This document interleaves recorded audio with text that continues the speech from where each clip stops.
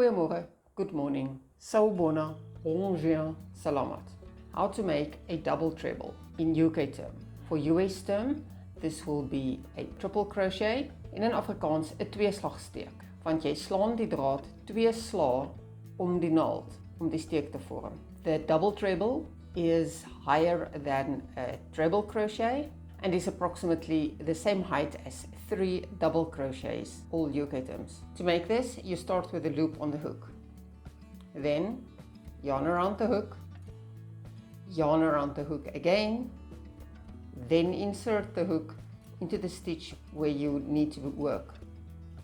Yarn around the hook again and draw up a loop. You now have 4 loops on the hook. Yarn around hook and pull through 2 loops only, leaving 3 loops on hook. Yarn around hook and pull through 2 loops again, still leaving 2 loops on the hook. Yarn around hook and the stitch is complete. 1 double treble. Again, yarn over twice, insert the hook and draw up a loop. Work off the loops in sets of 2 each time.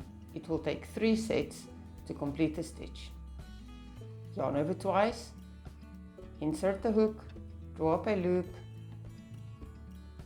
work away 2, yarn over, work away 2, yarn over, work away 2, and that is the end of the stitch.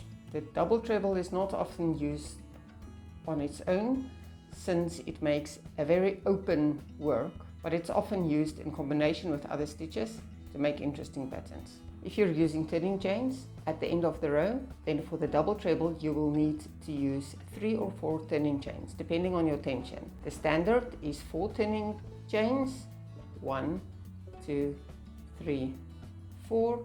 My chains tend to be slightly looser, so I often only use 3. Then yarn over twice, and those 4 chains should bring the hook to the correct height to form the next double treble. Thank you for watching. Have fun crafting.